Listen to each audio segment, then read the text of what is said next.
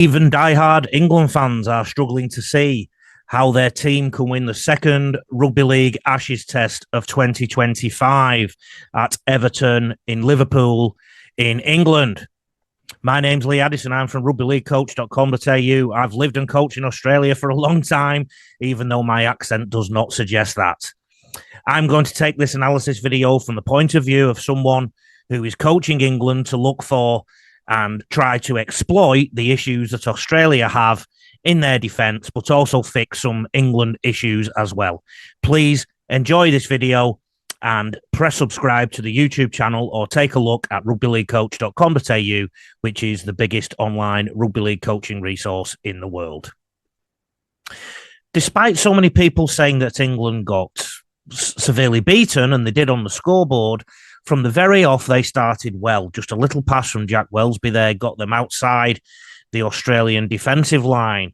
Yes, Tino did a big hit, but our left centre, Jake Wardle, landed on his front. England's exit is good. Dom Young had an excellent game in terms of carrying the ball out. Also ended on his front. England's exit is fine. They can make meters. They did not get beat in the middle of the field. Their forwards did not get overpowered.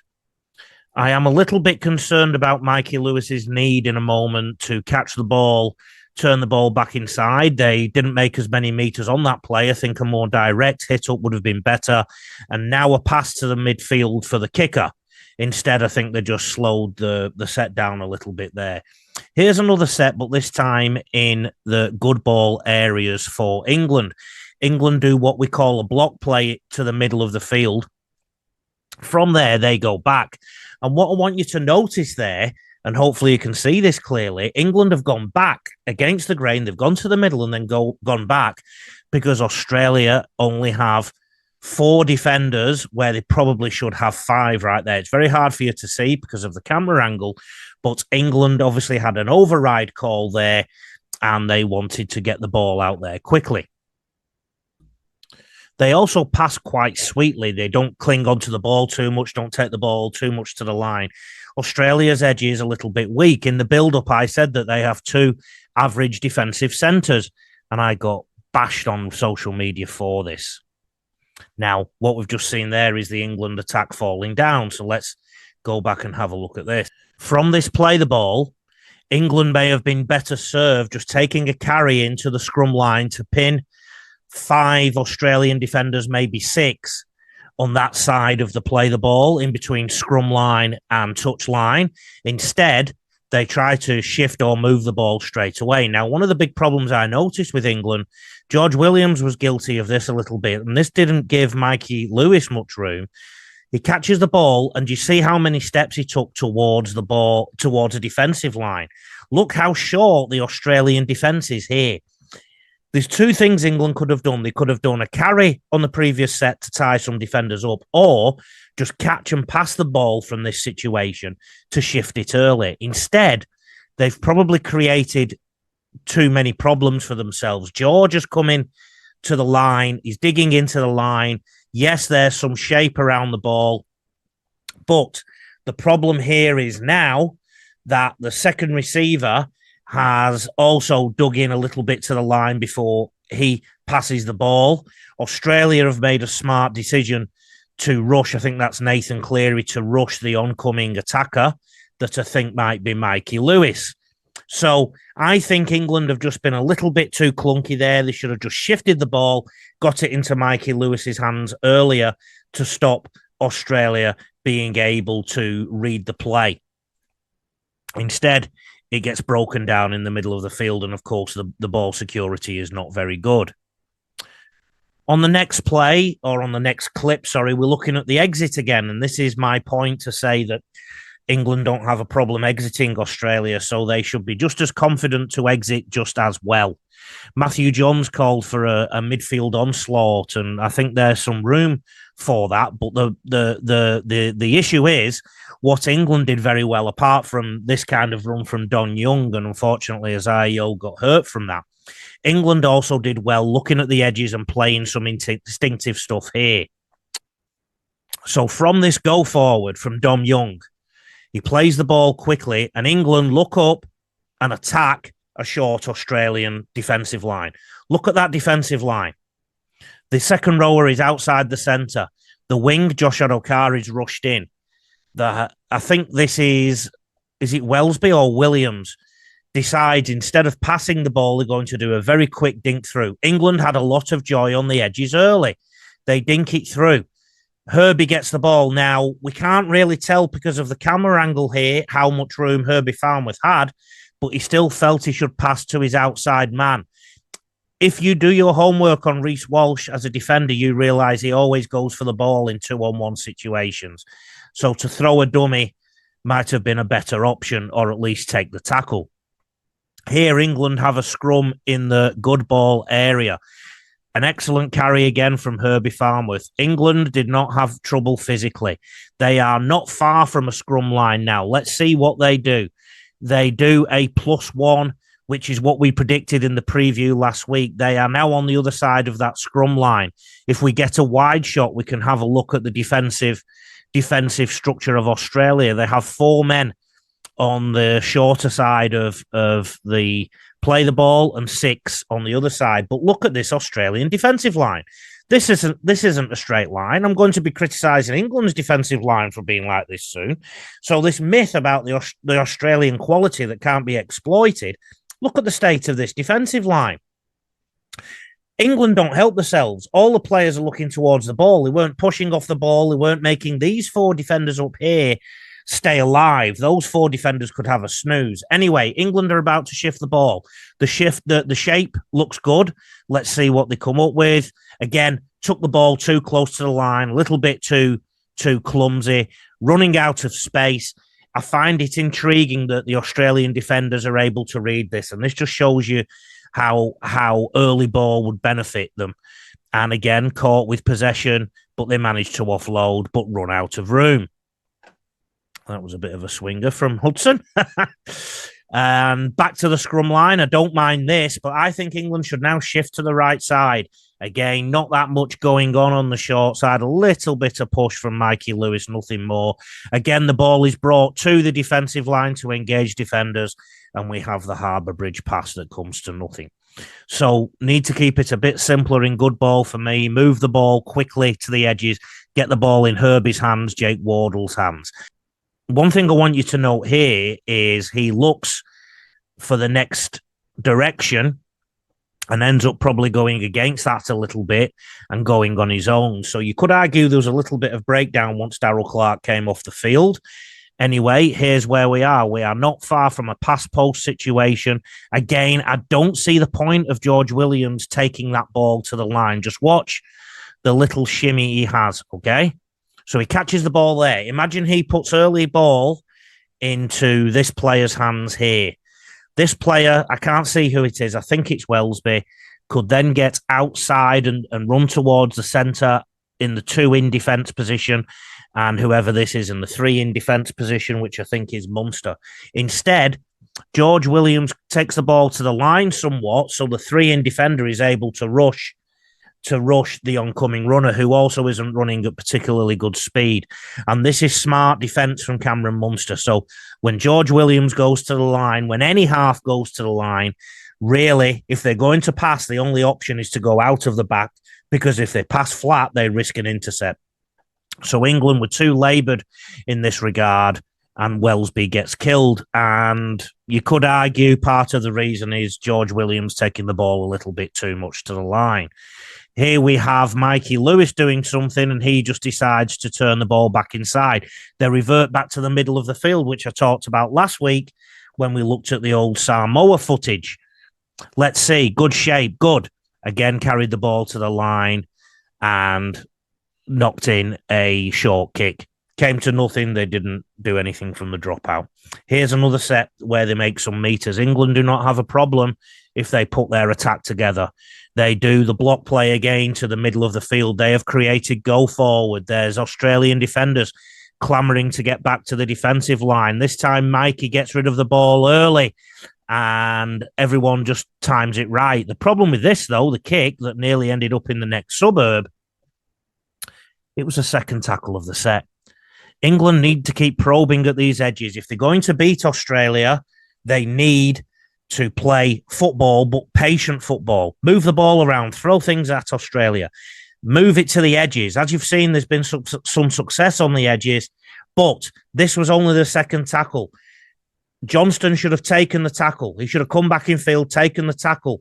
And then what we could have done, Australia would have gone like flies round dog turds to protect the area with the ball, because that is the danger area. A 3-pass shift to the other side. Instead, he decides to kick, and it was a poor kick and a poor decision. As I said earlier, rugbyleaguecoach.com.au, make sure you put the AU on, is the biggest online rugby league coaching resource in the world. And there's plenty of services and programs and options for coaches and clubs everywhere in the rugby league world. The signature program is the Coach Mentor program, which educates coaches online and in person, in individual form, small group form, or club form. For a no obligation chat, please get in touch. rugbyleaguecoach.com.au, Coach Mentor.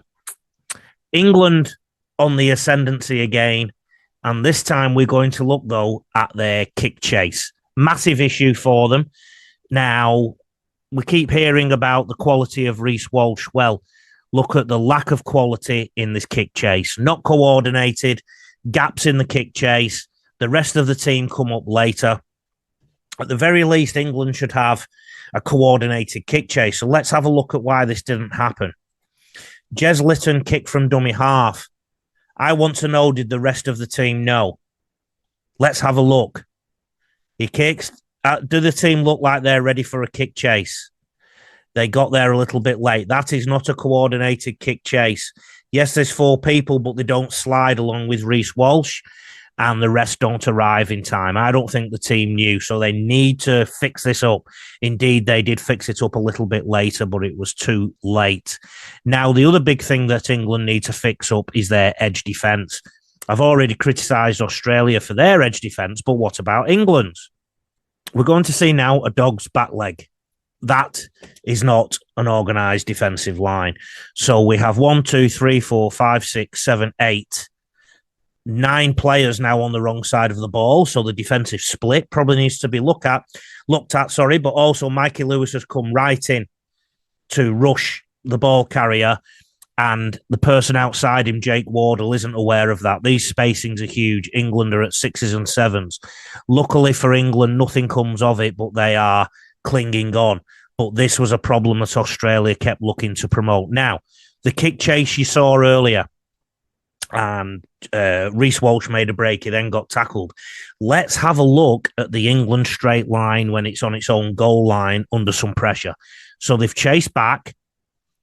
Again, they're trying to rush out. Now, that rush from Jake Wardle created a break for Cam Munster. Look, Jake Wardle comes out. No need to create space for Cam Munster, who lands in a good position to play the ball. And looking at the English split, 4 defenders on the play the ball side that is the shortest. The play the ball is on the scrum line. Personally, I prefer 3, and I prefer the marker to go negative to create a 4th defender. Even if we look at the numbers, Australia only have 3 attackers. So England have overcooked the short side there. And Harry Grant notices that and takes the ball back the other way. Chesty collisions, but controlled all the same. England should be in control here defensively, but they're not. And they're so lucky that Australia don't finish off this, because they're overreacting. Mikey Lewis in particular seems to have a bit of trouble staying in a coordinated defensive position. And luckily for England, they get away with it. Let's have a look what England do in defence here. Again, people rushing out. Jez Litton, who misses a couple of tackles in the middle of the field by virtue of his size, he rushed out then and did okay. Again, though, England are controlling the ruck quite significantly, but I can see there's a problem starting to emerge. Alex Walmsley, the prop, is finding himself 4 defenders in. So he's becoming, or very close to becoming, an edge defender. Because Australia target him now and another defender comes across, he gets stuck on the short side. Let's look at this again. So this is Alex Walmsley here. You can see he's looking a little bit laboured. I think this is Cameron Munster who's trying to target him with a play. And instead, Huddle comes in to make the tackle, and so does John Bateman, which means because Huddle has come in and because the inside slide hasn't pushed across well, Alex Walmsley has to find himself on the short side. Again, Munster notices this, and look what Munster does, goes straight towards Alex Walmsley, and Crichton walks in. These are absolute basics, and don't get me started on Jack Welsby's defence there. Here we have another play the ball that's close to the English defensive line. Again, though, their edges are threatened, and this time they maintain a defensive line, and it didn't end up in trouble. I would worry a little bit, though, about the English split on the goal line. That said, I must suggest very clearly that what England did there was present a line. Let me show you again. So you've seen a couple of instances now where the edges have been threatened. This time, England just present a line. Now, sometimes this line has to be aggressive and move up. Other times it can be stationary or paddling. Other times it can retreat. You could argue that England's slide wasn't aggressive enough at times and also didn't move forward enough at times. So please, if you're a coach or in charge of a club, please get in touch with regards to the club coach mentor program or the coach mentor program for individuals. rugbyleaguecoach.com.au/coach mentor. Now, the other thing I need to tell you about are the Winning Edge Coach Seminars. They can come to your club, or there's an online event in November of 2025. Please get in touch, rugbyleaguecoach.com.au or Rugby League Coach on socials. Okay, now I want to look at a big issue, which is the cause of some of England's defensive woes on the edges. 5 English defenders in the ruck. You're only allowed to leave 2 in to be markers, so 3 of them have to get back. Okay? The English defence is already moving up with 1 defender not in the line because he was late to get back. Already, it's not a complete line either. This is the first set of the game. England should be perfect in the first set of the game. England should be dominating the collision in the first set of the game. Do I need to remind you what Adrian Morley tried to do? But instead, Australians are landing on their front and England have plenty of bodies in the tackle. If you look at the unload here from this tackle again, the ball is actually played when England have defenders still coming back. And Harry Grant knows how to see that and act on that. Here's Isaiah Yeo when he was still on the field running at Kai Pearce-Paul. John Bateman, 2 others come in to try and contribute to the ruck control. Good control. However, look at that marker area. You're only allowed 2 markers. They've had the control, but they've not unloaded. They've not peeled off properly to get themselves square at marker. Instead, we have 3 markers, which means we have 1 less person in this defensive line. Yes, it might be the last tackle, but Australian players were looking at this. And a little bit later, there were some problems. They target Mikey Lewis here. There's 3 men in the tackle. The Matty Lees, I think that is, gets off laboured and doesn't get back into the defensive line. What needs to happen in this scenario? Okay, so when 3 people make a tackle, one of them tends to be the last person in. Quite often, the last person in has to be the first one off, and they have to sprint back into the line and get up again to stay in the defensive line in a compressed defence, which England have. And this is why it was so easy for Australia to get around England very early in the game.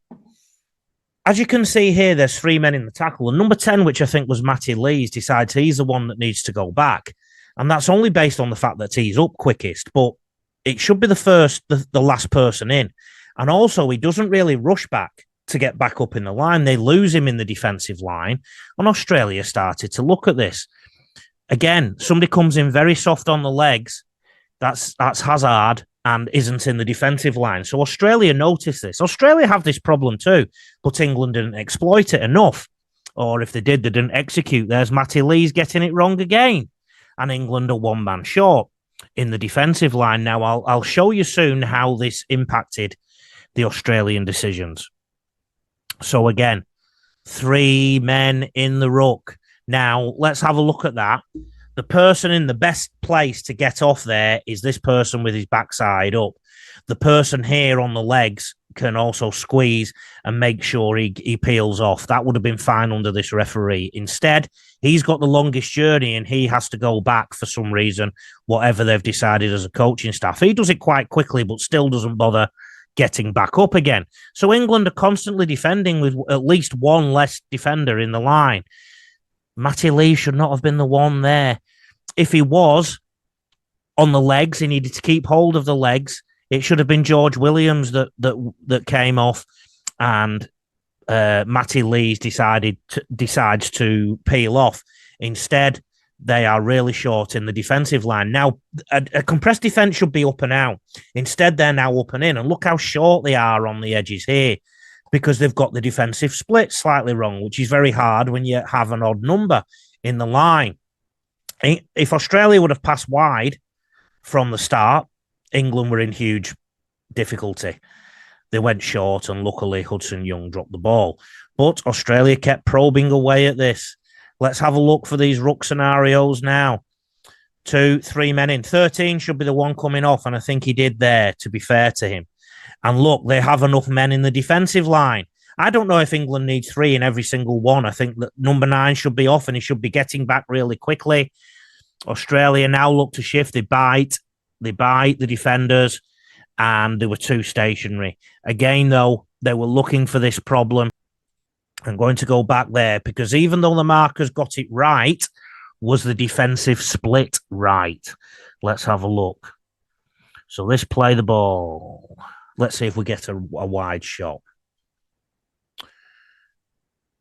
Yeah, we do. Okay, there's 3 men against at least only 2 attackers. Perspective is everything. I don't think they're covering that much space. This isn't a straight line from England. Some players are coming up and in. Some are coming up and out. Mikey Lewis came out on his own there and got isolated. And the inside slide, the scramble just wasn't there. Jack Welsby defensively nowhere near. So there was an issue a bit later on as well.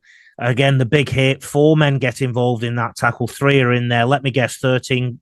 Yeah, it should have been John Bateman, and 13 could have stayed around the hips and legs and done something similar to what just happened there, which you're still allowed to do in England. Getting exposed defensively there, three defenders in, and Australia don't look like they're going to cause England many problems, but the defensive split isn't right. There's too many people on the short side. Let's have a look. Look. Too many people on the short side. Just having a snooze. Australia pick up on this. Jez Litton comes in. Last man, he should at least be the first one off. Let's have a look. Yes, he was. But because there's people having a snooze on that short side and there's no connection, England are in all sorts. Let's analyse that a bit more, because there was a bit more to it than that. This should not have been an Australian try. Everybody should have been pushing up and out in the same way. Jez Litton arrives back late. Let's have a look. That's a defensive line, so it should be fine right now. Nobody should be busting that. Although the man here, George Williams, is turning in somewhat. Yeah, he's turned in. He's been engaged by Angus Crichton. The ball goes out to Munster. He can't recover himself. That was the problem there. England were beaten by some very basic things. They need to be better this week. I think there's only people in the England squad and their coach, Sean Wayne, who think that, though, based on so many people's opinions. But they've got to go at it with a positive attitude. Enjoy your test match football, and please don't forget to subscribe or have a look at rugbyleaguecoach.com.au.